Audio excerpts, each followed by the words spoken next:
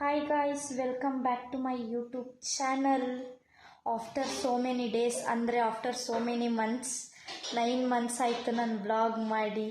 ಮನಸ್ಸೇ ಇರಲಿಲ್ಲ guys, full boring. ಯಾರು ವ್ಲಾಗ್ ಮಾಡ್ತಾರೆ, ಸುಮ್ಮನೆ ಇವತ್ತು ಯೂಟ್ಯೂಬ್ ನೋಡ್ತಿರ್ಬೇಕಾದ್ರೆ ನನ್ನ ಚಾನಲ್ನ ಓಪನ್ ಮಾಡಿದೆ, ಹೆಂಗೆ ಮಾಡಿದ್ದೆ ವ್ಲಾಗ್ನ ಅಂತ ನೋಡೋಕ್ಕೆ. ಆಗ ನೋಡಿದೆ, ಚೆನ್ನಾಗಿತ್ತಲ್ವಾ, ಚೆನ್ನಾಗುಂಟು, ಪುನಃ ಕಂಟಿನ್ಯೂ ಮಾಡೋಣ ಅನಿಸ್ತು.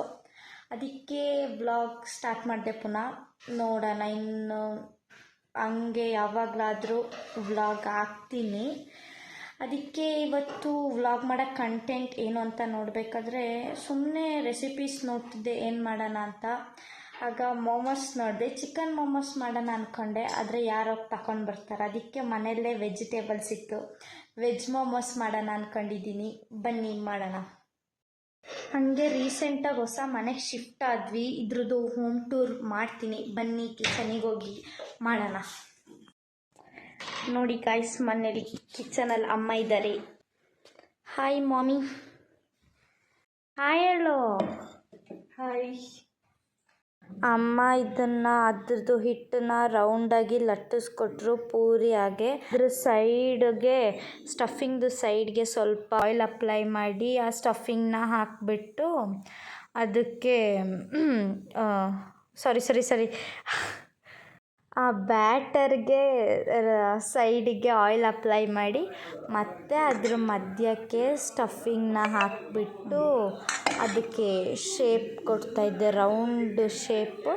ಮತ್ತು ಅದನ್ನು ಹಾಗೆ ಆ ಥರ ಜಾಯಿಂಟ್ ಮಾಡಿ ಅದನ್ನು ಸಪ್ರೇಟಾಗಿ ಹಾಗೆ ತೆಗ್ದಿಡ್ತಿದ್ದೆ. ಆ ಥರನೇ ಸುಮಾರು ಮಾಡಿ 11 to 12 ಏನೋ ಮೋಮೋಸ್ ರೆಡಿ ಮಾಡಿದ್ದೆ. ಸ್ಟಾರ್ಟಿಂಗ್ ಏನೇನು ಇಂಗ್ರೀಡಿಯೆಂಟ್ಸ್ ತೊಗೊಂಡಿದ್ದೆ ಅದು ತೋರಿಸಿರಲಿಲ್ಲ, ಅಂದರೆ ಅದು ನಾನು ಯೂಟ್ಯೂಬ್ ನೋಡ್ಕೊಂಡೆ ಮಾಡಿರೋದಲ್ವ, ಹಂಗೆ. ಸೊ ನೋಡಿ ಎಷ್ಟು ಕ್ಯೂಟಾಗಿ ಶೇಪ್ ಕೊಟ್ಬಿಟ್ಟು ಅದನ್ನು ಮಾಡಿದ್ದೀನಿ. ಹಂಗೆ ಪ್ರಿಪೇರ್ ಮಾಡಿ ಆ ಥರ ಸೈಡಿಗೆ ಇಡ್ತಾಯಿದ್ದೆ. ಫೈನಲಿ ಅದೆಲ್ಲ ಆಯಿತು. ನೋಡಿ ಮೋಮೋಸ್ನ ಸ್ಟೀಮ್ ಮಾಡಿದ್ಮೇಲೆ ಎಷ್ಟು ಚೆನ್ನಾಗಿ ಕಾಣಿಸ್ತಾ ಇದೆ. ಫೈನಲಿ ರೆಡಿ ತಿನ್ನೋದಕ್ಕೆ. ಇದನ್ನು ಬನ್ನಿ ಟೇಸ್ಟ್ ಮಾಡೋಣ. ನೋಡಿ ಅದರೊಳಗೆ ಎಷ್ಟು ಚೆನ್ನಾಗಿ ಕಾಣಿಸ್ತಾ ಇದೆ. ಸ್ಟಫಿಂಗ್ ಎಲ್ಲ ಬಿಸಿ ಇತ್ತು ಸ್ವಲ್ಪ. Finally tasting time. ಟೇಸ್ಟ್ ಮಾಡೋಕ್ಕೆ ತುಂಬ ಎಕ್ಸೈಟೆಡ್ ಆಗಿದ್ದೀನಿ. ನಾನು ಕೆಚಪ್ ಜೊತೆ ತಿಂತಾಯಿದ್ದೀನಿ ಅದನ್ನು. ಟೇಸ್ಟ್ ಸಕ್ಕತ್ತಾಗಿತ್ತು. ನೀವು ಮನೇಲಿ ಟ್ರೈ ಮಾಡಿ. ಬಾಯ್, ಸಿ ಯು.